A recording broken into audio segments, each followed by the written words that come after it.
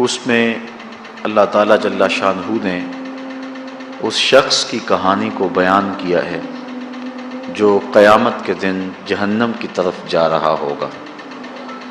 کچھ لوگ اسے پوچھیں گے ما سلککم فی سقر، کہ تم جہنم میں کیوں جا رہے ہو؟ تو وہ جواب میں کہے گا لم نک من المصلین، کہ ہم نماز نہیں پڑھا کرتے تھے۔ آج جہنم میں جانے کا سبب نماز نہ پڑھنا ہے۔ پنجگانہ نماز ہر عاقل بالغ مرد اور عورت پر فرض کی گئی ہے، اور قرآن مجید میں مختلف صیغوں سے 700 سے زائد مرتبہ اس کی تاکید ارشاد فرمائی گئی ہے۔ سینکڑوں احادیث نماز کی تاکید، فضائل، ادا کرنے کی ترغیب اور نہ پڑھنے پر ترہیب میں وارد ہیں۔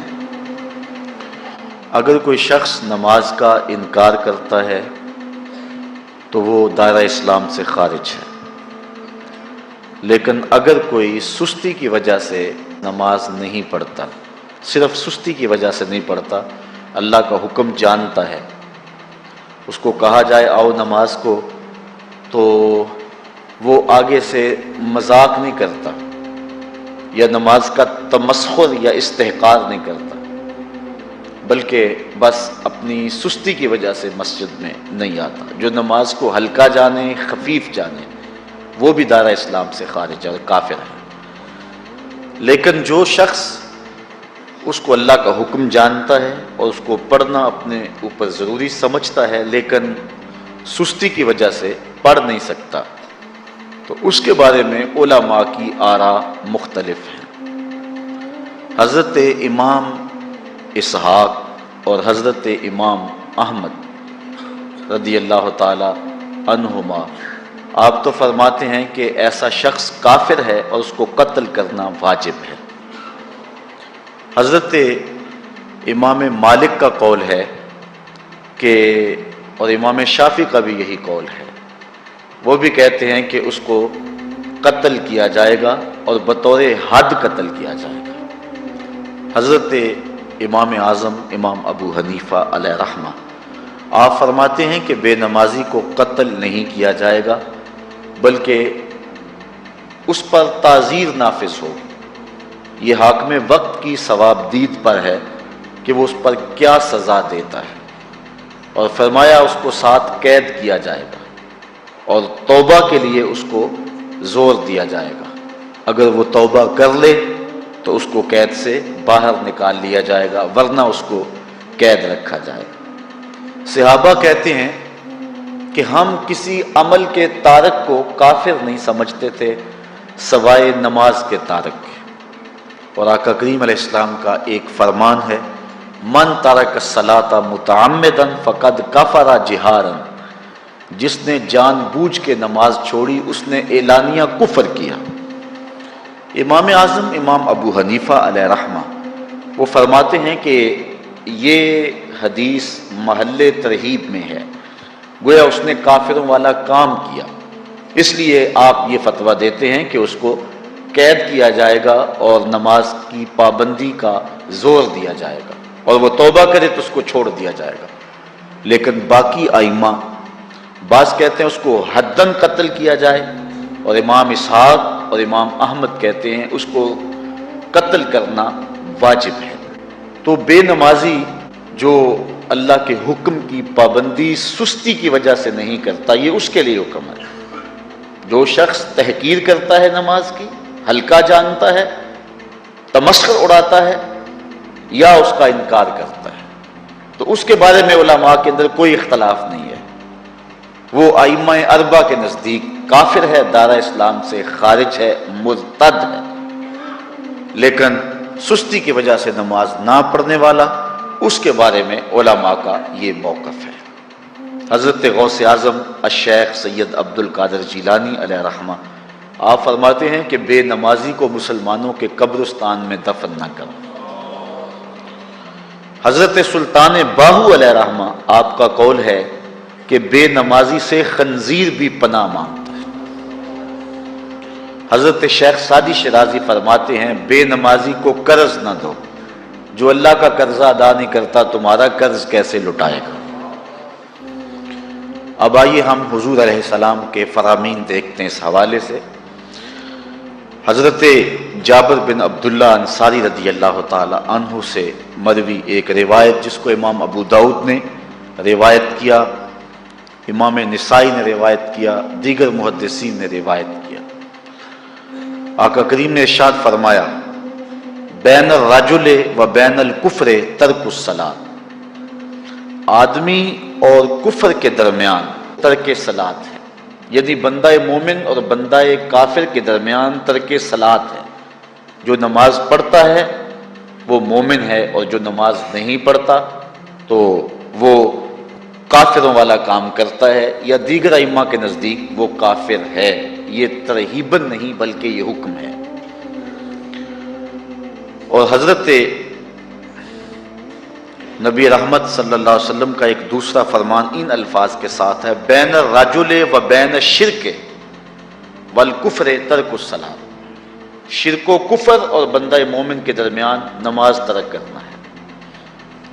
حضرت امام ابن ماجہ نے ان الفاظ کے ساتھ روایت کو نقل کیا ہے بین الکفر والایمان ترک الصلاۃ، ایمان اور کفر کے درمیان نماز کا ترک کرنا ہے۔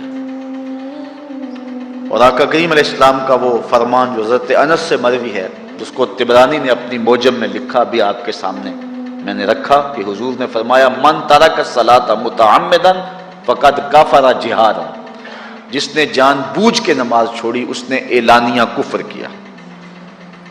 حضرت ابو ہریرہ رضی اللہ تعالی عنہ سے ایک روایت ہے کہ وہ فرماتے ہیں لا سہم فی الاسلام لمن لا صلاۃ ولا صلاۃ لمن لا وضوء لہ، کہ اس شخص کا اسلام میں کوئی حصہ نہیں ہے جو نماز نہیں پڑھتا، اور اس شخص کا نماز میں کوئی حصہ نہیں ہے جو وضو نہیں کرتا۔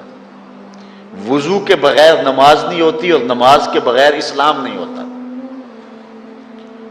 اور اسی روایت کو بالفاظ دیگر حضرت عبداللہ ابن عمر رضی اللہ تعالی عنہ نے حضور سے یوں روایت کیا ہے، طبرانی نے اپنی موجم میں اس کو لکھا لا ایمان لمن لا امانتہ ولا صلاۃ لمن لا طہور لہ ولا دین لمن لا صلاۃ لہ۔ حضور فرمایا کہ اس شخص کا ایمان نہیں جس میں امانت نہیں، اور اس شخص کی نماز نہیں جس کو پاکیزگی حاصل نہیں، اور اس شخص کا دین نہیں جس کو نماز نصیب نہیں۔ حضرت امام ابن ماجہ نے اس روایت کو اپنے الفاظ کے ساتھ روایت کیا ہے۔ حضرت بریدہ رضی اللہ تعالیٰ عنہ اپنے باپ سے روایت کرتے ہیں اور وہ حضور سے روایت کرتے ہیں۔ حضور علیہ السلام نے ارشاد فرمایا ان العہد الذی بیننا و بینہم الصلاۃ فمن ترکھا فقد کفر، کہ ہمارے اور ان لوگوں کے درمیان جو معاہدہ ہے وہ نماز کا ہے، جس نے نماز کو چھوڑ دیا اس نے کفر کیا، یعنی ہمارا اور ان کا پھر اب معاہدہ باقی نہیں رہے گا۔ حضرت امام بخاری نے روایت نقل کی ہے، حضور نے ارشاد فرمایا من ترک الصلاۃ العصر فقد حبط اعمالہ، جس نے عصر کی نماز چھوڑی اللہ اس کے سارے عمل برباد کر دیتا۔ حضرت ابو ہریرہ رضی اللہ تعالی عنہ سے روایت ہے جس کو امام ابن ماجہ نے اور امام نسائی نے روایت کیا ہے، وہ حضور سے روایت کرتے ہیں، بڑی مشہور روایت ہے۔ حضور نے ارشاد فرمایا ان اول ما یحاسب به العبد بصلاته فان صلحت فقد افلح وانجح وان فسدت فقد خاب وخسر۔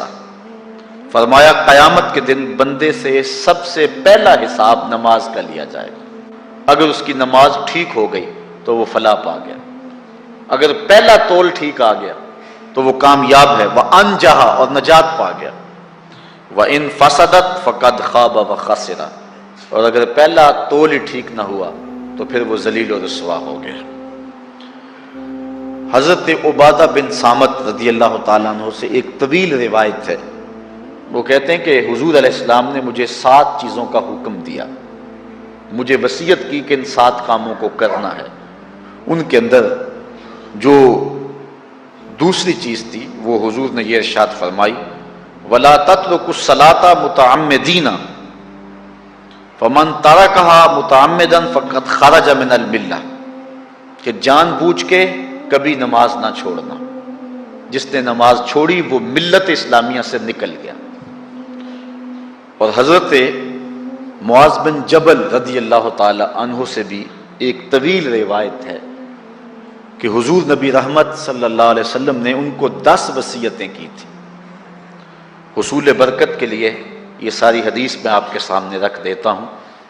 کہتے ہیں اوصانی رسول اللہ صلی اللہ علیہ وسلم بعشر کلمات، حضور نے مجھے 10 باتیں ارشاد فرمائیں، حکمت سے بھری اور رحمتوں سے بھری ہوئی ایک ایک بات ہے، ان کے بول بہاروں جیسے اور اصحاب ستاروں جیسے۔ تو اتنا خوبصورت کلام لہو خورشید کا ٹپکے اگر ذرے کا جگر چیرے۔ حضور نے 10 باتیں حضرت معاذ بن جبل رضی اللہ تعالی عنہ کو بطور وصیت ارشاد کی۔ کہتے ہیں کالا، حضور نے مجھے کہا، ارشاد کیا، لا تشرک باللہ شیئا وان قتلت وحرقت، اللہ کے ساتھ کسی کو شریک نہ ٹھہرانا، اگرچہ تجھے قتل بھی کیا جائے اور تجھے آگ میں جلا بھی دیا جائے، کبھی بھی اللہ کے ساتھ شریک نہ ٹھہرانا۔ دوسری بات حضور نے مجھے یہ ارشاد فرمائی وَلَا تَعْصِ وَالِدَيْكَ وَإِنْ أَمَرَاكَ أَن تَخْرُجَ مِنْ أَهْلِكَ وَمَالِكَ کہ اپنے والدین کی کبھی نافرمانی نہ کرنا، اگرچہ تجھے حکم دیں کہ اپنے مال کو اور اپنے بچوں کو لے کے گھر سے نکل جا، تو کہا یہ کر لینا، نکل جانا، لیکن والدین کی نافرمانی نہ کرنا۔ تیسری بات حضور نے ارشاد فرمائی وَلَا تَتْرُكَنَّ صَلَاةً مَكْتُوبًا مُتَعَمِّدًا فَإِنَّ مَنْ تَرَكَ صَلَاةً مَكْتُوبَةً مُتَعَمِّدًا فَقَدْ بَرِئَتْ مِنْهُ ذِمَّةُ اللَّهِ۔ فرمایا اے معاذ بن جبل، فرض نماز جان بوجھ کر کبھی بھی نہ چھوڑنا، زندگی میں کبھی نہ ہو کہ تجھ سے فرض نماز چھوٹے، اس لیے کہ جس نے فرض نماز جان بوجھ کے چھوڑ دی، اللہ اور اس کے رسول نے اس سے اپنا ذمہ اٹھا لیا، اب وہ جدھر مرضی جائے، اللہ نے جو ذمہ لیا ہوا ہے مومن کا اللہ اٹھا لیتا ہے۔ چوتھی چیز حضور نے جو ارشاد فرمائی وَلَا تَشْرِبَنَّ خَمْرًا فَإِنَّهُ رَأْسُ كُلِّ فَاحِشَةٍ، اے معاذ بن جبل زندگی میں کبھی بھی شراب نہ پینا، ہر بے حیائی کی جڑ ہے اور بنیاد ہے شراب۔ پانچویں چیز کہتے ہیں حضور نے جو مجھے ارشاد فرمائی وہ یہ تھی وَإِيَّاكَ وَالْمَعْصِيَةَ فَإِنَّ بِالْمَعْصِيَةِ حَلَّ سَخَطُ اللَّهِ، کہا کبھی اللہ کی نافرمانی نہ کرنا، اللہ کی نافرمانی سے اللہ کی ناراضگی مول لینے والی بات ہے، اللہ تعالیٰ کی معصیت سے اس کی ناراضگی جائز ہو جاتی ہے، حلال ہو جاتی ہے۔ اور چھٹی چیز کہتے ہیں حضور نے یوں ارشاد فرمائی وَإِيَّاكَ وَالْفِرَارَ مِنَ الزَّحْفِ وَإِنْ هَلَكَ النَّاسِ، کہا جب محاذ پہ ڈٹا ہونا تو کبھی پیٹھ نہ پھیرنا، اگرچہ لاشیں جو ہیں وہ گر رہی ہوں اور لوگ ہلاک ہو رہے ہوں، سارے لشکر کے ہلاک ہو جانے کا ڈر بھی ہو، لیکن کہا معاذ بن جبل میں تمہیں وصیت کرتا ہوں کبھی پیٹھ پھیر کے بھاگنا نہیں ہے۔ حضور نے کہتے ہیں مجھے جو 7ویں چیز ارشاد فرمائی وہ یہ تھی وَإِنْ أَصَابَ النَّاسَ مَوْتٌ فَاصْبُتْ، اگر تو کسی ایسے علاقے میں رہتا ہو جہاں موت آ جائے، کوئی بیماری آ جائے موت والی، تو علاقہ چھوڑ کے بھاگنا نہ، وہیں رہنا، تیری قسمت میں زندگی ہوئی تجھے کوئی موت دے نہیں سکتا، اور اگر موت تیرے لیے لکھی گئی ہے تو جہاں مرضی چلا جائے تو موت سے بچ نہیں سکتا، اس لیے ایسے مقام سے بھاگ کر نہ جانا، وہیں ڈٹے رہنا اور وہیں رکے رہنا۔ 8ویں چیز کہتے ہیں حضور نے مجھے ارشاد فرمائی وَأَنفِقْ عَلَىٰ أَهْلِكَ مِن طَوْلِكَ، کہا اللہ نے تجھے جو وسعت دی ہے، تجھے جو مال دیا ہے، اس کو اپنی اولاد پر کھل کے خرچ کرنا، اپنی اولاد سے بخل نہ کرنا، اولاد کے معاملے کے اندر جہاں ان کی ضرورت ہو اس کو کھل کے پورا کرنا ہے۔ اور حضور نے 9ویں بات جو ارشاد فرمائی وہ یہ تھی وَلَا تَرْفَعْ عَنْهُمْ عَصَاكَ أَدَبًا، اپنی اولاد کو ادب سکھانے کے لیے ڈنڈا نہ چھوڑنا، عصا ہمیشہ لٹکا کے رکھنا، کوڑا باندھ کے رکھنا۔ اور 10ویں چیز کہتے ہیں حضور نے جو مجھے ارشاد فرمائی، وَأَخْفِهِمْ فِي اللَّهِ، اپنی اولاد کے دل میں اللہ کا خوف ڈالتے رہنا، اللہ کا ڈر پیدا کرنا اپنی اولاد کے اندر۔ تو نے اپنی اولاد کو یونیورسٹیوں اور کالجوں تک پہنچایا، بیرون ملک سے بھی تعلیم دلوائی، لیکن اللہ کا خوف نہ سکھایا۔ اللہ کا خوف سکھانا اپنی اولاد کو، ایسے لوگوں کی صحبت میں بٹھانا جن کی صحبت میں بیٹھ کر اللہ کا خوف پیدا ہو جائے، ان کو ایسی کتابیں لا کے دینا کہ جن سے خشیت الہی ان کے سینے میں پیدا ہو۔ اگر تو نے سب کچھ دے دیا، عالی نسب بنگلے دے دی اپنی اولاد کو، تو نے جو ہے وہ بہت اچھی تعلیم دلوا دی اپنی اولاد کو، دنیاوی سوسائٹی کے اندر ان کا وقار بہت بلند ہو گیا، تو نے سب کچھ دے دیا اپنی اولاد کو، اللہ کا خوف نہیں دیا تو کچھ بھی نہیں دیا۔ تو حضور نے جو 10ویں وصیت حضرت معاذ بن جبل کو کی وہ یہ ہے کہ انہیں اللہ سے ڈراتے رہنا، اللہ تعالیٰ کا خوف، ان کی خشیت ان کے سینے میں پیدا کرنا۔ اللہ اکبر۔ حضور کا ایک اور فرمان سنیے، حضور نے فرمایا کہ جو شخص نماز چھوڑتا ہے، ایک طویل حدیث ہے جس کا یہ حصہ ہے، وَكَانَ يَوْمَ الْقِيَامَةِ مَعَ قَارُونَ وَفِرْعَوْنَ وَحَامَانَ وَأُبَيِّ بْنِ خَلَف، جو نماز ترک کرتا ہے قیامت کے دن قارون کے ساتھ، فرعون کے ساتھ، حامان کے ساتھ اور ابی ابن خلف کے ساتھ کھڑا کر دیا جائے گا۔ جس صف میں اللہ کے دشمن کھڑے ہوئے ہوں گے، بے نوازی کو بھی اس صف میں کھڑا کر دیا جائے گا۔ کتنی رسوائی ہے، کتنی ذلت ہے۔ کوئی بندہ یہ گوارا کرتا ہے کہ مجھے اس صف میں کھڑا کر دیا جائے جس پہ دشمنان خدا کھڑے ہوں، دشمنان رسول کھڑے ہوں، میری کوئی بہن، میری کوئی بیٹی کیا یہ گوارا کر سکتی ہے کہ اس کو حضور پہ کانٹے پھینکنے والی ام جمیل کے ساتھ کھڑا کر دیا جائے، اس کو حضور کو اذیت دینے والی عورتوں کے ساتھ کھڑا کر دیا جائے؟ نہ میری کوئی بہن اور نہ کوئی میری ماں اس بات کو گوارا کرتی۔ تو جب ہم یہ گوارا نہیں کرتے تو پھر ہمیں عزم کرنا چاہیے کہ آج کے بعد نماز نہیں چھوڑنی ہے۔ صلی اللہ علیہ یا رسول اللہ، صلی اللہ علیہ یا حبیب اللہ، صلی اللہ علیہ یا رسول اللہ، صلی اللہ علیہ یا حبیب اللہ، صلی اللہ علیہ یا رسول اللہ، صلی اللہ علیہ یا قوم سبت کا ذکر فرمایا اللہ نے۔ ہفتے والے دن کچھ لوگ نافرمانی کرتے ہیں، ہمارے بھی ہیلے بہانے ہیں نا آج کل کاروبار میں۔ تو اسی سپارے کی آیت نمبر 65 کے اندر اللہ تعالیٰ نے حضرت داؤد کی قوم کا ذکر کیا کہ اللہ نے انہیں حکم دیا تھا کہ ہفتے والے دن مچھلیاں نہیں پکڑنی، تو وہ کہتے تھے چلو ہاتھ لگا کے نہیں پکڑنی، ہاتھ لگا کے۔ وہ ہمارے لوگ ہیلے بہانے تلاش کر لیتے ہیں نا، وہ بڑے جناب انشورنس والا آ گیا، اب وہ بینک والا آ گیا، وہ فلانے صاحب آ گئے، وہ تروڑ مروڑ کے کہانیاں باتیں، اور پھر ہمیں بھی رستے مل جاتے ہیں بچنے کے۔ مفتی صاحب نے کہہ دیا تھا، ایک مولانا سے میں نے ان کو کہا ہفتے والے دن مچھلیاں نہیں پکڑنی، کہا نہیں پکڑتے، چھوٹے چھوٹے حوض بنا لیے۔ تو مچھلیاں زیادہ آتی تھی اس دن، یہ بھی اللہ کی قدرت تھی۔ نماز کے وقت گاہک زیادہ آتے ہیں، یہ اس کی قدرت ہوتی ہے۔ تو وہ مچھلیاں حوض میں جمع ہو جاتی ہیں، یوں سمجھ لیں کہ جال انہوں نے لگا لیے ہوئے تھے، تو جال میں وہ پھنستی رہتی تھی، حوضوں میں آتی رہتی تھی۔ ہفتے کو نہیں پکڑتے تھے، اتوار کو پکڑ لیتے تھے، تو پھر اللہ نے انہیں سزا دی۔ فرمایا تماشے کرتے ہو اللہ کے حکم کے ساتھ؟ کیا سزا دی؟ فَقُلْنَا لَهُمْ كُونُوا قِرَادَةً خَاسِئِينَ، فرمایا بندر بن جاؤ دھتکارے ہوئے۔ جو رزق حرام طریقے سے کماتے تھے رب انہیں بندر بنا دیتا تھا۔ ابھی بھی میں نے دیکھے ہیں بڑے بڑے تاجر پاگلوں جیسی زندگی گزار رہے ہیں، نفسیاتی طور پہ سکون نہیں ہے، کروڑوں روپیہ پڑا ہے۔ کیوں؟ اس لیے کہ رب کے بتائے ہوئے طریقے کے مطابق تجارت نہیں کرتے۔ آگے ایک اور دلچسپ بات آ گئی، بنی اسرائیل کے اندر نا ایک شخص نے اپنے چچا کو قتل کر دیا جائیداد کے لیے۔ یہ دیکھیں کب سے لوگ جائیداد کے لیے قتل کرتے آ رہے ہیں۔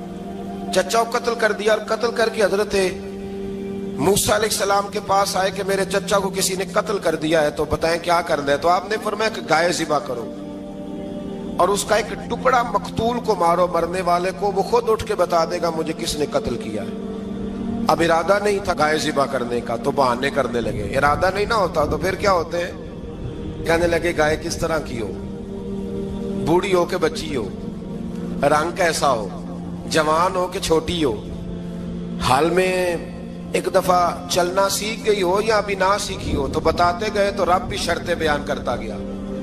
گہرے زرد رنگ کی ہو, حال کے اندر اسے نہ چلایا گیا ہو, پانی نہ نکالا گیا ہو, نہ بچی ہو نہ جوان ہو, اس کے درمیان ہو. یہ ساری شرطیں کہاں پائی جاتی تھی؟ حضرت موسیٰ علیہ السلام کی قوم کا ایک شخص تھا جو اللہ کا ولی تھا. وہ جب انتقال کرنے لگا نا, اللہ اکبر, دیکھو رب ولیوں کی اولادوں پر بھی کتنا فضل فرماتا ہے. وہ جب انتقال کرنے لگا تو ایک اس کے پاس چھوٹی سی بچیا تھی, گائے کی بچی, اس نے جنگل میں چھوڑ دی. کہنے لگا یا اللہ میں تیرے نام پہ چھوڑتا ہوں, میرا بچہ جوان ہو جائے تو اسے دے دینا, اور تو سرمایہ ہی کوئی نہیں. بچہ بڑا ہوا تو بچہ بھی بڑا نیک تھا, اپنی ماں کا بڑا فرما بردار تھا. اس کی ماں نے کہا بیٹا تیرے باپ نے ایک گائے چھوڑی تھی. تو بچہ جنگل میں گیا اور جا کے کہنے لگا اے اللہ میری گائے مجھ سے ملا دے. تو رب کریم نے وہ گائے واپس کر دی. وہ گائے گھر لے آیا. اب وہ کہنے لگا اماں بیچ دوں, تو اماں کہنے لگی بیٹا میرے پوچھے بغیر نہ بیچنا. کئی دفعہ گاہک لگے پر اس نے کہا جب تک میری اماں نہ کہے گی میں بیچوں گا.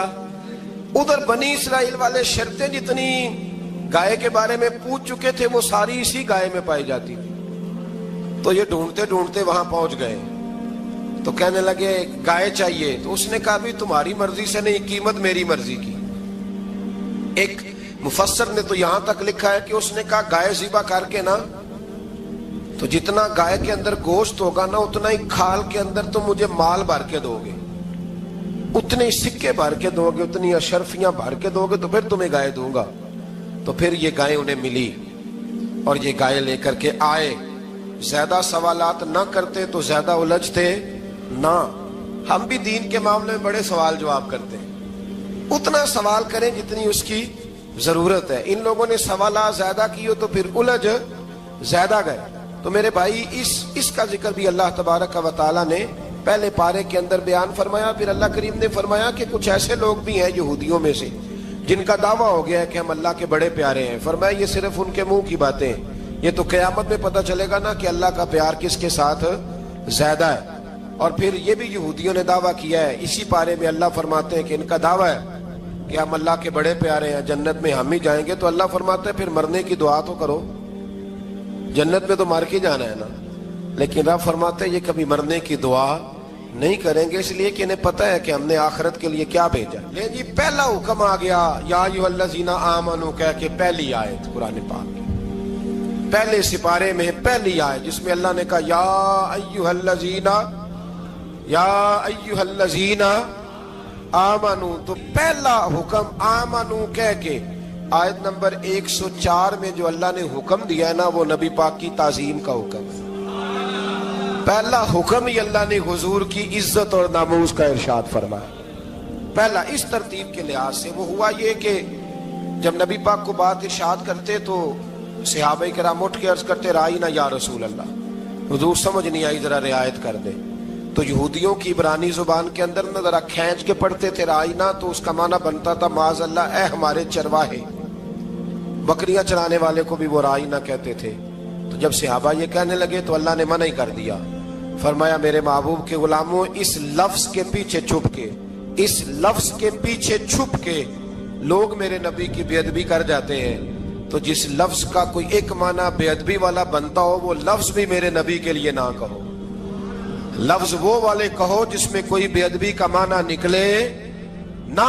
یہاں لوگوں نے بڑے بڑے لفظ نہیں بول دیے پھر کہتے میرا مطلب یہ تھا, میرا مطلب وہ تھا. تو تو نے وہ لفظ بولا کیوں جس کا کوئی غلط مطلب بھی نکل سکتا تھا. اللہ نے فرمایا یا ایھا الذین آمنوا لا تقولوا رائینا, اے ایمان والو رائینا کہو ہی نہ. تو یا اللہ کیا کہیں؟ فرمایا وقولوا انظرنا, تم کہو یا رسول اللہ ایک نظر فرمائیے. انداز دیکھیے, انظرنا ایک نظر. تو ہمارے بزرگ تو پہلے بڑے پیار والوں نے کہہ دیا یا رسول اللہ انظر حالنا, کہتے ہیں کہاں سے لاتے ہو جملے؟ میں نے کہا اللہ کی کتاب سے. یا رسول اللہ انظر حالنا، یا حبیب اللہ اسمع قالا.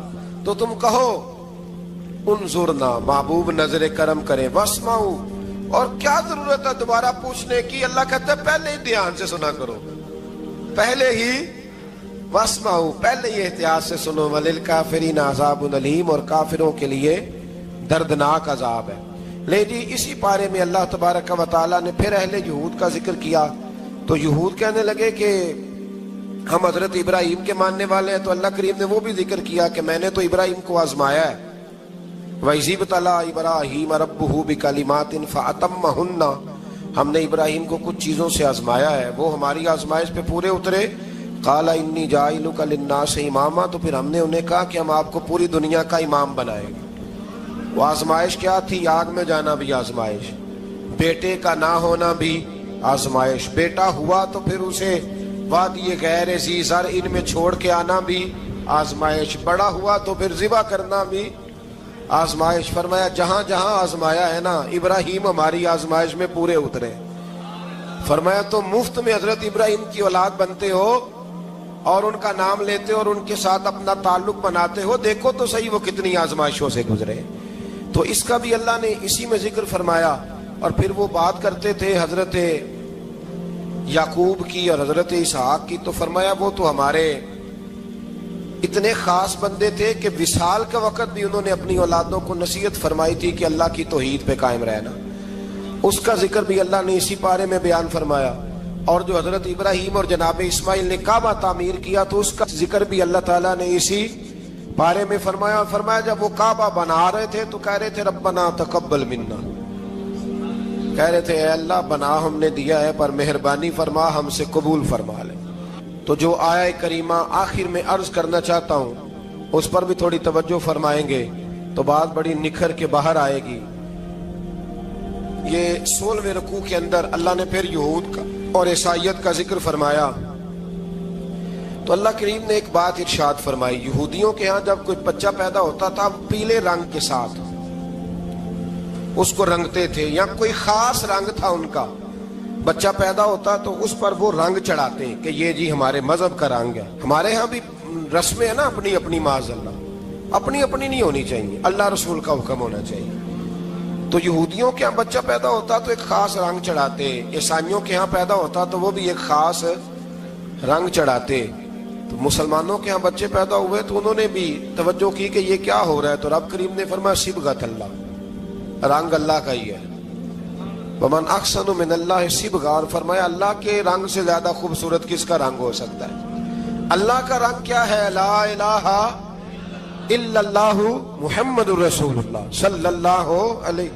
فرمایا نیلے پیلے کالے رنگ نہ چڑھاؤ، اپنے ذہن پر توحید و رسالت کا رنگ چڑھاؤ. یہ سب سے بہترین رنگ ہے. اگر تمہارے ذہنوں پر رب رسول کی توحید کا رنگ چڑھ گیا تو یہ وہ والا رنگ ہے، پھر تمہیں کسی اور رنگ کی طرف جانے کی ضرورت نہیں پڑے گی. تو فرمایا رنگ وہ پیدا کرو جو توحید کا ہے، رسالت کا ہے، اس رنگ کی توجہ کرو. قرآن مجید کے اس پارے میں اللہ کریم نے مختلف باتیں بیان کر کے آخری رکوع میں یہ جو رنگ کا ذکر فرمایا نا، تو یہ لگتا ہے پورے پارے کا خلاصہ ہے کہ رب کریم نے فرمایا اصل بات یہ ہے کہ تمہاری سوچوں پہ رب رسول کی توحید و رسالت کا رنگ ہونا چاہیے. وہ ایک دفعہ مسلمہ کذاب بے ایمان کہنے لگا میں نے بنا لیا ہے قرآن پاک کا جواب. معاذ اللہ، جواب کیا بنایا؟ وہ سورت ہے نا القاریہ تو ملکاریہ، وما ادراک ملکاریہ، کھڑکھڑانے والی. کیا ہے کھڑکھڑانے والی؟ تمہیں کیا پتا کیا ہے کھڑکھڑی؟ قیامت کا ذکر ہے. کہنے لگا میں نے اس جیسی صورت بنا لیا. تو کیا بنایا؟ الفیل ملفیل، وما ادراک ملفیل. کہنے لگا ہاتھی، تمہیں کیا پتا کیا ہاتھی؟ تم کیا جانو کیا ہاتھی؟ تو پاس جو اس کے اپنے بیٹھے تھے نا چیلے، کہنے لگے چپ کر جا، سارے زمانے کو پتا ہاتھی کیا ہوتا ہے. وہ پاگل ہے، اس کے 2 کان ہوتے ہیں، ایک سونڈ ہوتی ہے، 4 اس کے پیر ہوتے ہیں. بیوقوف آدمی، قرآن کا مقابلہ کرنا ہے تو کچھ چج کے ساتھ کر. پاگلوں کی طرح مقابلہ کرے گا، جوتے کھائے گا بھی، ہمیں بھی پڑھوائے گا. تو قرآن مجید کا کوئی مقابلہ کر سکا؟ تو اس آیہ مبارکہ میں اللہ نے کافروں کو یہ کہا اگر مقابلہ نہیں کر سکتے تو پھر اللہ سے ڈرو، ورنہ دوزخ میں ڈالے جاؤ گے. وہ جس کا ایندھن آدمی اور پتھر ہے، اور بنائی بھی کافروں کے لیے گئی ہے. اعدت للکافرین، جہنم کس کے لیے بنائی گئی ہے؟ کافروں اور منافقوں کے لیے. مسلمانوں کے لیے بنائی گئی. مسلمان مرضی سے چھلانگے لگائیں تو ان کی موج ہے، ورنہ ان کے لیے جہنم، ان کے لیے اللہ نے جنت بنائی ہے. اور یہ بات کرتے ہی رب کریم نے فرمایا اے محبوب علیہ الصلوۃ والسلام مومنوں کو خوشخبری دے دیں کہ اللہ نے ان کے لیے جنت بنائی ہے، اس میں باغات ہیں، انہیں رزق دیا جائے گا کھانے کے لیے، اور اس میں انہیں پاکیزہ بیویاں دی جائیں گی، اور پھر وہ اس میں ہمیشہ رہیں گے، انہیں اس سے نکالا نہیں جائے گا. آگے جو آیات کریمہ ہے نا اس کے اندر اللہ تبارک و تعالیٰ نے فرمایا ہے کہ اللہ حیا نہیں کرتا سمجھانے کے لیے مچھر کی مثال بھی دینی پڑے. فرمایا قرآن سے کچھ لوگ ہدایت حاصل کرتے ہیں اور کچھ گمراہ ہو جاتے ہیں. جب لوگ اپنی مرضی کی تشریحات چاہتے ہیں تو گمراہ ہوتے ہیں، اور جب قرآن کو رسول اللہ صلی اللہ علیہ وسلم اور امت مسلمہ کی تشریحات کی روشنی میں سمجھتے ہیں تو پھر اللہ ہدایت عطا فرماتا ہے. پھر اللہ تبارک و تعالیٰ نے آگے ارشاد فرمایا حضرت آدم کی پیدائش کا واقعہ. کچھ مفسرین نے لکھا اللہ نے مشورہ کیا تھا فرشتوں سے وَإِذْ قَالَ رَبُّكَ لِلْمَلَائِكَةِ إِنِّي جَاعِلٌ فِي الْأَرْضِ خَلِيفَةً. لیکن کچھ مفسرین کہتے ہیں کہ اللہ کو ضرورت نہیں فرشتوں سے مشورہ کرنے کی. اللہ نے فرشتوں سے مشورہ نہیں کیا بلکہ رب نے انہیں آگاہ فرمایا تھا کہ میں لگا ہوں زمین پہ اپنا نائب بنانے، میں خلافت دینے لگا ہوں زمین پہ. اب یہ تو دینے والی کی مرضی ہے نا اس نے کس کو دینی ہے، یہ تو دینے والے کی مرضی ہے نا اس نے. تو کچھ لوگ کہتے ہیں کہ دینے والے سے زیادہ ہمیں پتہ ہے. تو فرشتوں کو بھی یہ اجتہادی خطا ہو گئی، کہنے لگے یا اللہ اسے نہ بنانا، یہ فساد کرے گا، یہ خون ریزیاں کرے گا. تو اللہ نے فرمایا جو میں جانتا ہوں وہ تم. اللہ اکبر.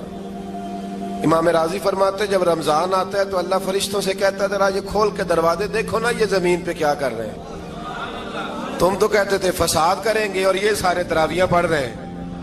تم تو گویا کہتے تھے فساد کریں گے اور یہ تو دیکھو گویا رمضان کے روزے رکھ رہے ہیں، یہ تو میری یاد میں نکلے ہوئے ہیں. تم کچھ کہتے تھے اور دیکھو میں نے تمہیں کہا تھا نا جو میں جانتا ہوں وہ تم. اللہ نے پھر حضرت آدم علیہ السلام کو تمام زمانے کے علوم عطا کیے، علم سکھا لیا. تو فرشتوں سے کہا تم بھی ان چیزوں کے نام بتاؤ تو وہ بتا سکے نہیں. اللہ نے فرمایا اب اس طرح کرو آدم کو سجدہ کرو. سب نے سجدہ کیا سوائے وہ. کہنے لگا یا اللہ صرف تجھے ہی کرنا ہے. کرنا بھی صرف اللہ کو چاہیے پر رب کے آگے بھی جھکنا چاہیے، اور جس کے سامنے رب جھکائے نا وہاں بھی. اور یہ جو عاجزی ہے نا، یہ جو جھکنا ہے یہ علم کے آگے ہے. ہماری مصیبت یہ ہے کہ ہم علم کے آگے بھی گردن جھکانے کو تیار نہیں ہوتے، وہاں بھی ہم خود عالم فاضل بن جاتے ہیں. تو فرمایا کہ سب سے کہا سجدہ کرو، سب نے سجدہ کیا سوائے ابلیس کے. تو پھر ہوا کیا وکان من الکافرین، وہ کافروں میں سے ہو گیا. پھر اللہ نے حضرت آدم کو اور جناب حوا کو نا مقام دے دیا جنت میں رہنے کے لیے، اور کہا سارا کچھ کھانا، درخت کے قریب نہ جانا. ابھی آپ کسی سے کہہ دیں تھوڑا سا کہ پیچھے نہ دیکھنا، یعنی اگر میری سمجھ لیں ادب کی وجہ سے کوئی 1.5-2 منٹ یا 6 منٹ نہیں بھی نہ دیکھے گا تو سوچے گا ضرور کہ پتہ نہیں اب پیچھے کیا ہے، مصیبت کیا ہے. یعنی آپ کہہ کے دیکھ لیں کسی کو پیچھے نہ دیکھنا. فطرت ہے نا انسان کی، وہ جستجو کرتا ہے، کہا اس درخت کے پاس نہ جانا. تو حضرت حوا سلام اللہ علیہ کہتے ہیں دل میں خیال رہتا تھا کہ آخر ہے کیا درخت کے پاس. یہی انسان کا عقیدہ توحید ہے کہ جہاں سے رب منع کر دے وہاں وہ منع ہو جائے. اور یہ ان کی خطا نہیں تھی، یہ اللہ کی حکمت تھی، چونکہ رب نے تو پہلے کہہ دیا تھا بنایا ہی زمین کے لیے، تو یہ تو سارا کچھ ہونا تھا تو زمین پہ آنا تھا نا. تو حضرت حوا اور جناب آدم کے پاس شیطان آیا، اب اس کو نکال تو دیا تھا پر ابھی اس کا جنت میں آنا جانا بند نہیں ہوا تھا، یہ بھی اللہ کی حکمت تھی. تو وہ کہنے لگا تمہیں پتہ ہے بعد میں مر جاؤ گے. تو حضرت حوا کہنے لگی کیا موت بھی آئے گی؟ کہاں، اس کی تکلیف بھی بڑی ہوگی، تو پھر بچیں گے کیسے؟ تو کہنے لگے پھل کھا لو اس درخت کا. تو بچنے کے لیے پھل کھایا تھا.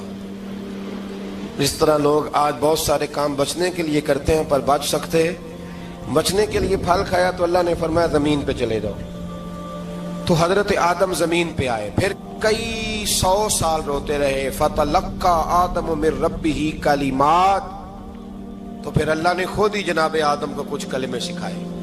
علامہ اسماعیل حقی فرماتے ہیں وہ کلمے یہ تھے کہ حضرت آدم نے میرے نبی کا وسیلہ پیش کیا، اللہ کریم نے جناب آدم کی دعا کو مقبول فرما لیا۔ پھر آگے بنی اسرائیل کا ذکر آ جاتا ہے۔ اللہ تعالیٰ نے بنی اسرائیل، آج آپ اسی قوم کو یہودی کہتے ہیں، ان کو اللہ نے اس زمانے میں فضیلت عطا کی تھی بہت زیادہ۔ تو عرب کے اندر جب نبی پاک علیہ السلام نے اعلان نبوت کیا تو کچھ لوگوں نے یہ کہہ دیا کہ اگر یہ یہودی کلمہ پڑھ لیں گے تو ہم بھی پڑھ لیں گے۔ تو پھر اللہ نے انہیں یاد کرایا کہ تم اصل میں کیا ہو، تمہیں کلمہ پڑھنا چاہیے۔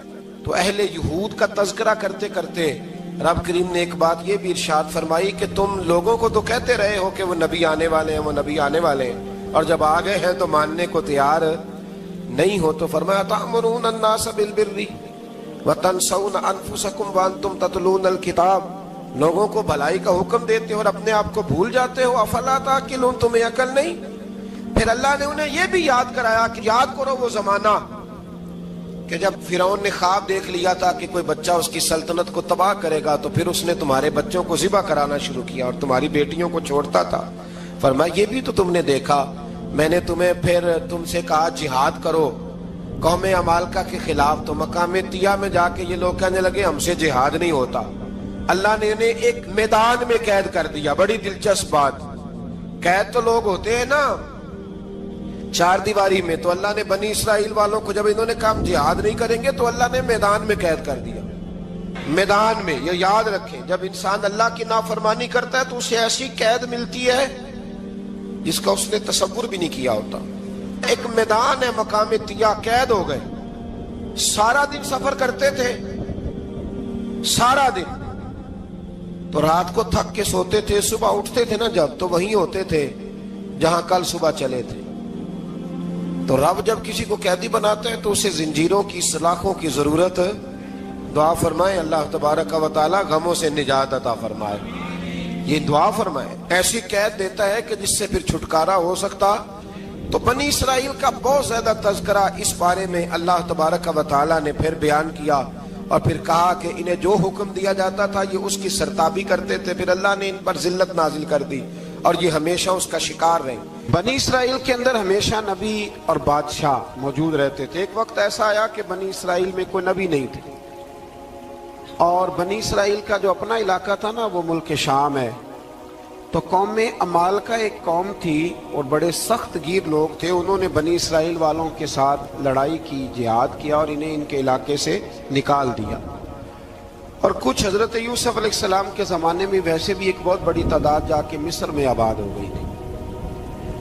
اب یہ ہوا کہ ان کے پاس کوئی بادشاہ نہیں ہے، یہ بار بار دعا کرتے ہیں، التجا کرتے ہیں، تو اللہ تعالیٰ نے ایک پیغمبر انہیں عطا کیے جن کے مختلف نام کتابوں میں ہیں۔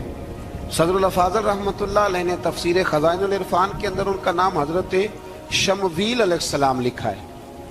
حضرت شمویل علیہ السلام کو اللہ تعالیٰ نے نبوت عطا فرمائی، اور جب حضرت شمویل علیہ السلام اللہ کے نبی ہوئے، بنی اسرائیل والوں کو یقین آیا کہ اللہ نے الحمدللہ ہمیں ایک نبی کے جھنڈے تلے جمع کر دیا ہے، تو پھر انہوں نے کہا کہ آپ ہمارے سامنے ایک بادشاہ بھی مقرر کریں تاکہ ہم اس کی سرپرستی میں جہاد کریں۔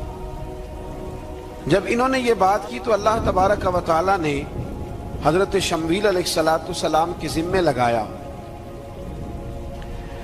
تو ایک اس زمانے میں اللہ کے نیک بندے تھے جناب طالوت علیہ السلام ان کا نام تھا، تو حضرت شمویل علیہ السلام نے انہیں کہا کہ اللہ کریم نے نا تمہارا بادشاہ طالوت کو بنایا ہے، ان کا نام بھی قرآن مجید نے ذکر فرمایا ہے۔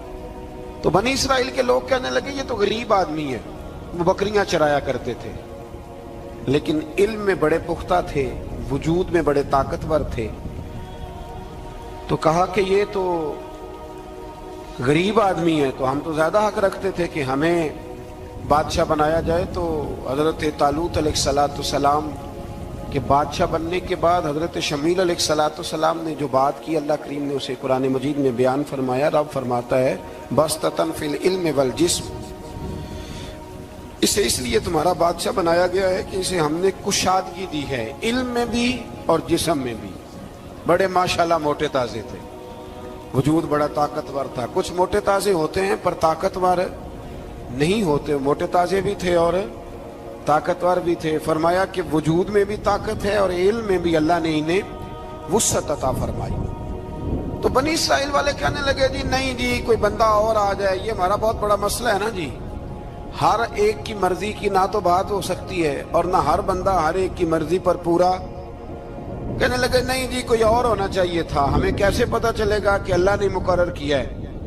बड़ी खास बात है, इसको समझिएगा, ये सारा मजमून आपको मिलेगा इसी पारे के आखिर में, आप पढ़ेंगे ना जी तो ये सारा मजमून आपको मिलेगा। और आप अगर सरसरी नजर से भी इसका मुताला करेंगे ना, जाके कुरान शरीफ खोल के 15वें से 16वें रुकू में, आप खुश होंगे कि आप कितने अच्छे नजरिए और अकीदे के मानने वाले हैं।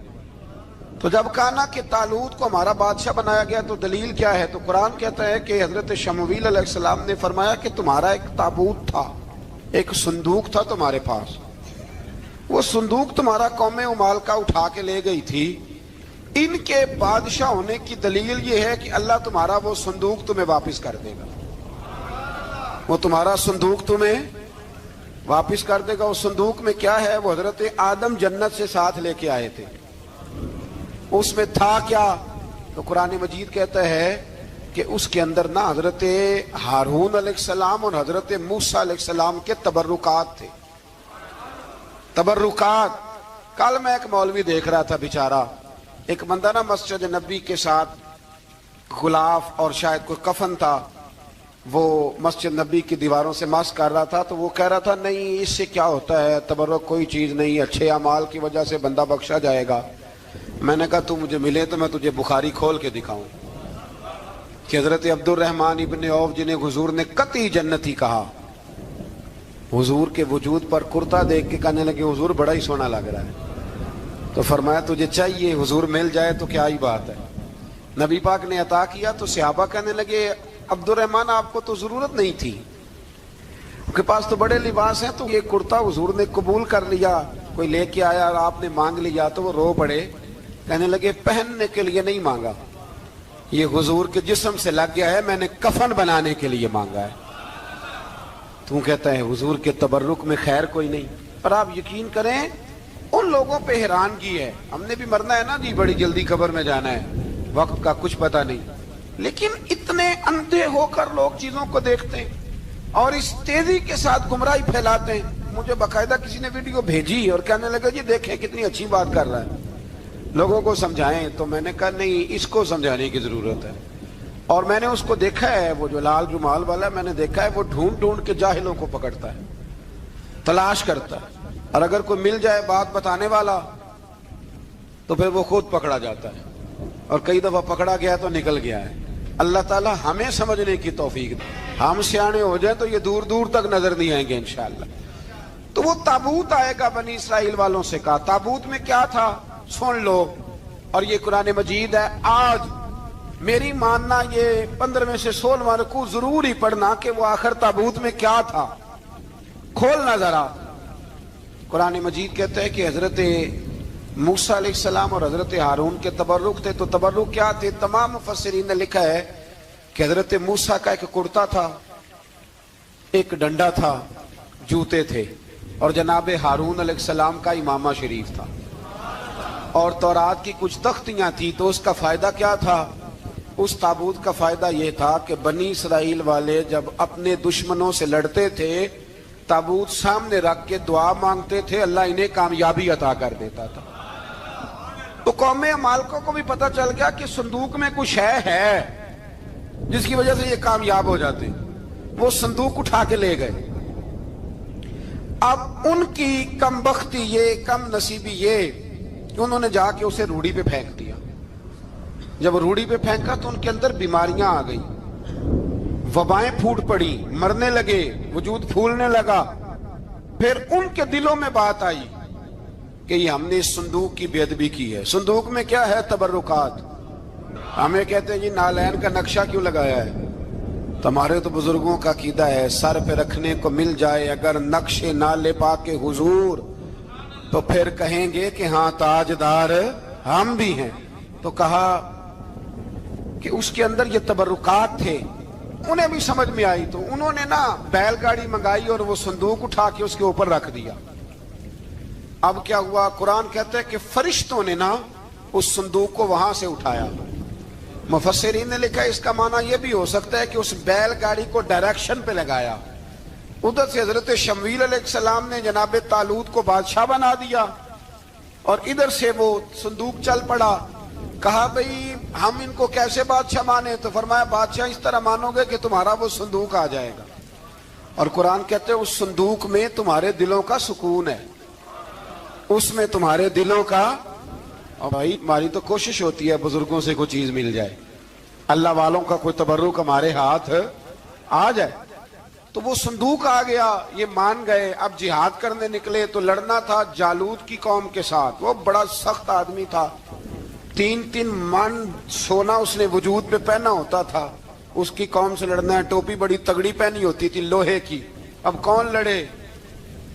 ایک نوجوان تھے جن کا نام تھا داؤد علیہ السلام، وہ بھی بکریاں چرایا کرتے تھے۔ اور جن دنوں حضرت طالوت نکلے نا اپنی قوم کو لے کر جالوت کے خلاف لڑنے، تو حضرت داؤد بھی شامل ہو گئے۔ اللہ جب کسی کو نوازتا ہے نا تو پھر خاص ہی کرم نوازی کرتا ہے۔ مفسرین نے لکھا جب یہ جا رہے تھے نا، وہاں جا رہے تھے تو رستے میں انہیں 3 پتھر مل گئے، انہوں نے وہ تینوں پتھر اٹھا لیے۔ اس زمانے میں پتھر پھینکنے کے لیے چھوٹی چھوٹی لوگوں کے پاس چیزیں ہوا کرتی تھی، اس کو کوپھن بھی لوگ کہتے تھے، منجنیق، اس کو سامنے رکھ کے پھر بنائی گئی۔ تو آپ کے پاس بھی وہ آلہ تھا جس سے دشمن پر پتھر مارے جاتے تھے، تو آپ وہ مشین لے کر، وہ آلہ لے کر وہاں پہنچے ہوئے تھے، 3 پتھر آپ کے پاس تھے۔ آپ فرماتے اس دن میں بڑا بیمار تھا، اتنا بیمار تھا کہ میرا رنگ پیلا ہو گیا۔ اب وہ جالوت کے سامنے کوئی نہیں جاتا تھا، تو جناب طالوت کہنے لگے کہ جو جالوت کو مارے گا نا، یعنی ان کے بادشاہ کو اس قوم کے، تو میں اسے اپنی آدھی سلطنت بھی دے دوں گا اور اپنی بیٹی کا نکاح بھی اس کے ساتھ کر دوں گا۔ دیکھیں اللہ نوازتا ہے تو کس انداز میں نوازتا ہے۔ تو حضرت داؤد کہتے ہیں وہ دور کھڑا تھا تو میں نے نا 3 پتھر مارے۔ بھئی ہمت کرنا تو ہمارے ذمہ ہے کہ نہیں؟ میری ملت کا جوان کہتا میں نے کرنا کرانا کچھ نہیں، یعنی اگر آپ کہیں نا کچھ کرو تو پھر وہ کوئی کام کرنے کی مطلب معاملہ۔ وہ مجھے کل ایک سنگی کہہ رہے تھے، کہنے لگے جی اللہ کے فضل سے کچھ بھی نہیں کرنا پڑا، مرشد نے نظر کر دی۔ میں کہا میں ملن گی تو میں انہوں سمجھاواں گا کہ کچھ کرا کے نظر کریا کرو، کیونکہ میرے وہ دوست ہیں، میں انہیں جانتا ہوں۔ نظر میں بڑا کچھ ہوتا ہے، لیکن اللہ بھی تو بندے پہ بڑی نظر رحمت کرتا ہے نا۔ لیکن کہتا ہے 5 نمازیں پڑھ، رمضان کے روزے رکھ، زکوٰۃ فرض ہو تو ادا کر، یہ سارے کام کر، سچ بول، دیانتداری کر، پھر میں اپنے فضل سے تجھے جنت عطا کروں۔ تو یہ جو رویہ ہم نے بنایا یہ درست نہیں۔ تو فرماتے ہیں 3 پتھر میں نے مارے، اللہ نے اتنا فضل کیا کہ وہ بھی مر گیا، اور اس سے چھو کے میرے پتھر آگے بڑھے تو اس کی فوج کے 30 آدمی بھی مر گئے۔ 3 پتھروں سے 31 بندے اللہ نے مار دیے۔ فرماتے اس لیے کہ ہاتھ میرے تھے اور طاقتیں میرے رب کریم کی تھی۔ تو حضرت داؤد علیہ السلام کے حصے میں جناب طالوت کی صاحبزادی بھی آئی، آدھی سلطنت بھی آئی۔ کافی سال حضرت طالوت حیات رہے، پھر ان کا وصال ہو گیا، تو ساری سلطنت حضرت داؤد کو ملی، اور پھر اللہ تبارک و تعالیٰ نے انہیں نبوت بھی عطا فرمائی۔ یہ دنیا میں واحد پیغمبر ہیں جو بیک وقت نبی بھی تھے اور بادشاہ بھی تھے، اور پھر اللہ نے فضل فرمایا، انہوں نے بڑی بڑی فتوحات کی۔ اور پھر حضرت داؤد کے صاحبزادے کا نام حضرت سلیمان علیہ السلام، پھر ان کے صاحبزادے کا نام حضرت۔ تو یہ ہوا کیسے؟ یہ سارا کچھ اللہ تبارک و تعالیٰ کے فضل سے ہوا، اس کے کرم سے ہوا۔ اب اس واقعہ سے ہمیں کیا پتہ چلتا ہے؟ ہمیں یہ پتہ چلتا ہے کہ رب جب فضل فرمائے نا کسی پہ بھی، تو ہمیں اس بندے کو دیکھ کے راضی ہونا چاہیے، کوئی شکوہ نہیں کرنا چاہیے۔ اور دوسری بات یہ سمجھ لینا چاہیے کہ حکومتیں، مال، دولت یہ صرف سیاستوں سے نہیں ملتی، یہ خدا کے فضل سے ملتی۔ اور یہ بھی سمجھ لینا چاہیے کہ جو بزرگوں کے تبرکات ہوتے ہیں ان کی کیا ہی بات ہوتی ہے۔ چند باتیں ایسی تھیں کہ میرا دل کرتا تھا ان کو دہرایا جائے، اور خاص کر کے ان باتوں پر توجہ کی جائے۔ یہاں نا اللہ تبارک و تعالیٰ نے ان باتوں میں سے ایک بات کا ذکر فرمایا ہے۔ یہاں 207 نمبر جو آیت ہے نا، اسی پارے کی، اس میں اللہ کریم نے فرمایا کچھ لوگ ایسے ہیں جو اپنی جانیں ہی اللہ کے حوالے کر دیتے ہیں، زندگی کا مقصد دین ہوتا ہے، لٹا دیتے ہیں۔ یہ نازل کب ہوئی؟ یہ آیہ مبارکہ حضرت صہیب رومی کے بارے میں نازل ہوئی۔ حضرت صہیب رومی رضی اللہ تعالیٰ عنہ بڑے مالدار تھے، مکے سے جب چلے نا تو سارا مال مکے میں چھوڑ دیا، اس لیے کہ اللہ کے رسول مدینے چلے گئے۔ فرماتے ہیں پھر میں نے مال و دولت کی پرواہ نہیں کی، پھر میں نے یہ سوچا کہ میں نے اپنے حبیب کے پاس طیبہ کے لیے جب نکلا تو کفار نے، قریش مکہ نے روکا، ہم نہیں جانے دیں گے۔ حضرت صہیب رومی فرمانے لگے بھی سنو، میں کمزور نہیں، میں طاقتور آدمی ہوں، اور تم میں سے کوئی ایسا مائی کا لال نہیں جو تیر چلانے میں مجھ سے زیادہ سیانا ہو، تلوار چلانے میں مجھ سے زیادہ عقل مند ہو، جانا مدینے میں نے ہے۔ اب یہ ہے کہ تم بتاؤ میرے ساتھ تیروں تلواروں سے لڑو گے یا میں تمہیں ایک سودا بتاؤں وہ سودا کرو گے؟ قریش کہنے لگے سودا کیا ہے؟ کہنے لگے میرا بڑا مال ہے، میں مکے میں دفن کر کے آیا ہوں، تم مجھے مدینے جانے دو، میں تمہیں سارے مال کا پتہ بتا دیتا ہوں۔ ہزاروں لاکھوں میں تھا مال تجارت، دیکھیں جب صحابہ مدینے جاتے تھے تو کتنی قیمت دے کے جایا کرتے تھے۔ تم مجھے جانے دو، میں تمہیں وہاں کا پتہ بتاتا ہوں۔ انہوں نے کہا جی بات ٹھیک ہے، آپ پتہ بتا دیں۔ حضرت صہیب نے ساری زندگی کی جمع پونجی ہزاروں لاکھوں میں ساری دے دی اور مدینے کے لیے تیار ہو گئے۔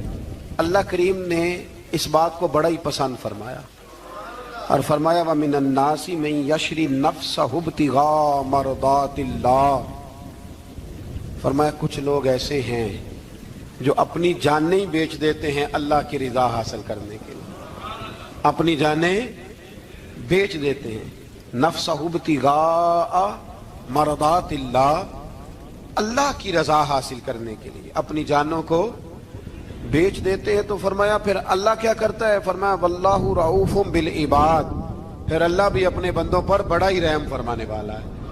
جب یہ سارا مال دے کے مدینے پہنچے نا تو ان کے استقبال کے لیے جناب عمر پہلے سے موجود تھے۔ حضرت عمر ریسیو کر کے نبی کریم کی بارگاہ میں لے گئے تو فرماتے ہیں حضور نے مجھے دیکھتے ہی فرمایا صہیب زندگی میں تم نے بڑی تجارتیں کی ہوں گی، پر یہ جو تم نے سودا کیا ہے نا یہ بڑا ہی نفع والا کیا ہے، یہ جو سودا فرمایا یہ تو نے بڑا۔ تو دین کے لیے جب آپ کوئی کام کرتے ہیں تو یہ سودا بڑا نفع والا۔ ایک مضمون اور یہاں ہے 216 نمبر آیت میں، وہ بھی بڑا ہی سمجھنے والا ہے۔ اللہ کریم نے جب جہاد فرض کیا نا تو فرمایا کتب علیکم القتال، ہم نے تم پر قتل کرنا، قتال کرنا فرض کیا ہے۔ فرمایا ہو سکتا ہے تمہیں یہ کراہت محسوس ہو، مشکل لگے، برا لگے۔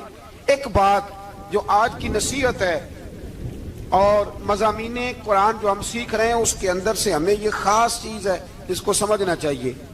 اللہ کریم نے فرمایا کہ تم پر جہاد فرض کیا گیا ہے، وَهُوَ كُرْهٌ لَكُمْ، ہو سکتا ہے تمہیں ناپسند ہو، تو ایک نا ساری زندگی کے لیے ایک نصیحت کر دی۔ فرمایا وَعَسَىٰ أَن تَكْرَهُوا شَيْئًا، ہو سکتا ہے تم کسی چیز کو ناپسند کرو، وَهُوَ خَيْرٌ لَكُمْ، اور وہ تمہارے لیے اچھی ہو۔ اللہ اکبر، یہ وہ بات ہے اگر سمجھ میں آ گئی تو کلیجہ ٹھنڈا ہو گیا، زندگی سکون میں آ گئی۔ فرمایا ہو سکتا ہے تم کسی چیز کو ناپسند کرو اور وہ تمہارے لیے بہتر ہو۔ وَعَسَىٰ أَن تُحِبُّوا شَيْئًا، ہو سکتا ہے تم کسی چیز سے محبت کرو، وَهُوَ شَرٌّ لَكُمْ، اور وہ تمہارے لیے بری ہو، اچھی۔ بس میرے رب نے ایک بات مسلمان کو بتا دی جو جینے کے لیے بڑی کافی ہے۔ فرمایا تم میرے اور میرے رسول کے حکم پر چلو۔ کیوں؟ اس لیے کہ واللہ یعلم وانتم لا تعلمون، اللہ جانتا ہے تم نہیں جانتے۔ ہمیں بے قراری زندگی میں اس لیے کہ ہم حقیقت پسند نہیں، ہم بہانوں میں، ہم ہواؤں میں جیتے ہیں، ہواؤں میں، خیالات میں زندگی گزارتے ہیں۔ بڑا ٹائم پڑا ہے، مثلاً کتنا میرے رسول کریم صلی اللہ تعالی علیہ وآلہ وسلم نے ایک دن صحابہ سے فرمایا تمہیں حیا نہیں آتی؟ حضور کیا ہوا؟ فرمایا وہ والے مکان بناتے ہو جن میں تم رہ نہیں سکتے، وہ والا مال جمع کرتے ہو جو کھا نہیں سکتے، حیا نہیں آتی؟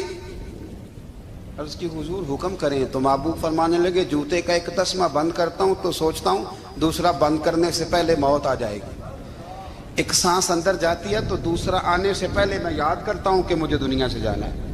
تمہیں حیا نہیں آتی؟ وہ مکان بناتے ہو جن میں رہ ہی نہیں سکتے, وہ مال جمع کرتے ہو جو کھا. حقیقت پسند نہیں بھائی. ہم بہت سارے لوگ ہیں بڑی باتیں سناتے ہیں, بڑی.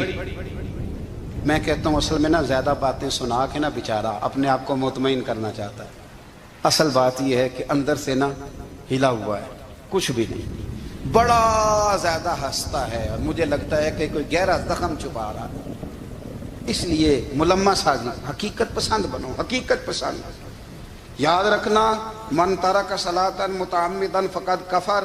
میرے رسول نے حقیقت بیان کی, فرمایا جس نے ایک نماز بھی جان بوجھ کے چھوڑی اس نے رب کے رب ہونے کا انکار کیا, اس نے کفران نعمت کیا. یہ حقیقت ہے, کوئی کلیریفیکیشن نہیں, کوئی وضاحت نہیں. جو نماز نہیں پڑھتا جھوٹ بولتا ہے, غلط بیانی کرتا ہے. جو شخص رزق حرام کما کے کہتا ہے کہ اس کے بغیر گزارا نہیں چلتا, وہ جھوٹ بولتا ہے. اس لیے کہ رب فرماتا ہے جب تجھے پیدا کیا ہے تو تیرا رزق میرے ذمہ ہے. اللہ فرماتا ہے کہ لا یکلف اللہ نفسا الا وسعہا, میں کسی پر وہ بوجھ نہیں ڈالتا جو اٹھا نہ سکے. نماز فرض کیا, اس کا مطلب ہے ہم پڑھنے کے قابل ہیں. اس نے ہمارے ذمہ داریاں لگائی ہیں تو مطلب یہ ہے کہ ہم ذمہ داریاں ادا کرنے کے قابل ہیں. ورنہ وہ کہتا ہے میں وہ بوجھ ڈالتا ہی نہیں جو تجھ سے اٹھایا نہ جائے. اگر چاہتے ہو کہ زندگی میں اطمینان ملے تو خدا را حقیقت پسندوں والی زندگی گزارو. یہ فضاؤں میں زندہ رہنا, ہواؤں میں. اللہ بڑا معاف کرنے والا ہے, اللہ بڑا کریم ہے, معاف کر دے گا. تو بھئی یہ بات صحابہ کو بھی پتا تھی, یہ اہل بیت کو بھی خبر تھی, تو وہ تو ایک ایک بات کا لحاظ کرتے تھے.